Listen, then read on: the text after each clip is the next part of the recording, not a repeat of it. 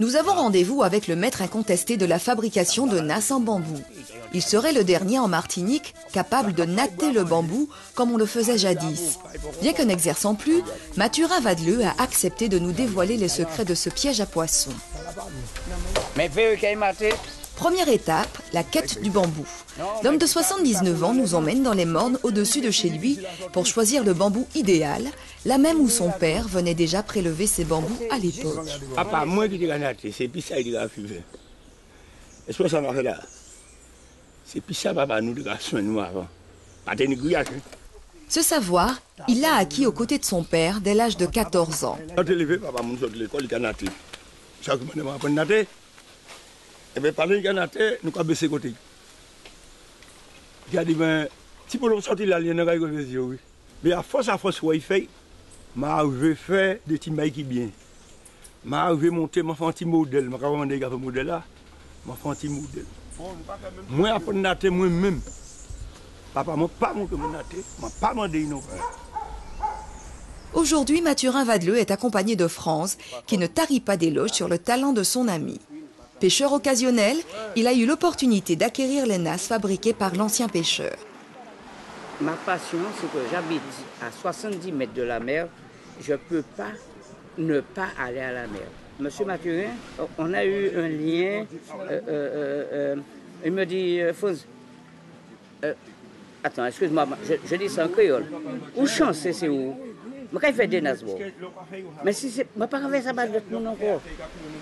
L'avantage de ces nasses en bambou, c'est qu'elles se confondent avec le récif corallien où aiment se réfugier les poissons. Le casier ressemble à une caille. Donc le poisson arrive au niveau du casier et suppose que c'est une caille et ça passe autour et ça rentre. Après avoir fendu le bambou en petites tiges fines, il faut tiller, c'est-à-dire affiner et assouplir les tiges obtenues pour natter. Sous les doigts de Mathurin Vadeleux, le bambou réputé pour sa robustesse devient au fur et à mesure un roseau fin et flexible. Pour fabriquer une nasse de ce type, il faut plus d'une journée de travail, ce qui explique pourquoi les jeunes pêcheurs s'en détournent. Et pourtant, Mathurin Vadeleux a bien essayé d'enseigner son art sans succès. Moi, quand il vient la première fois, il m'a dit qu'il faut ça couper le bambou, il faut qu'on ait la ligne, il faut ça fendre.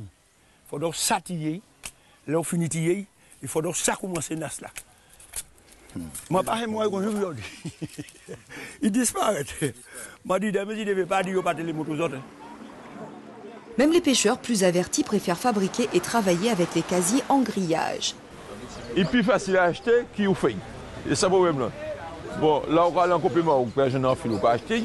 Bon, c'est l'argent qui est difficile à trouver à présent, mais il peut. Mais là, pour chercher mon bout ou bien mirette, bon, c'est un bain moi. Et là, quand on dit sur les pour la tasse, et puis dans 6 minutes, nous sommes sous. Oui, effectivement. C'est pas de temps qui est mauvais. Et pourtant, ce type de nasse à bonne réputation, on la surnomme tombée levée. Elle est plus adaptée à la capture des poissons dits de corail, comme les poissons perroquets ou les chirurgiens. Sans encourager qu'à pêcher un peu. Tomber levé. Sans y lever, il va faire même jouer pour quoi il va venir. C'est là même il va manger. Vient enfin le travail laborieux du nattage. Les mailles réalisées dépendent de la taille des poissons recherchés. Elles sont toutes faites sur le même modèle, sauf les mailles spécifiques du goulon, représentant l'entrée du casier. Aujourd'hui, les casiers végétaux utilisés en Martinique viennent pour la plupart de Sainte-Lucie et sont vendus 50 € pièce, un débouché intéressant à l'heure où l'on parle de protection de l'environnement et de développement durable.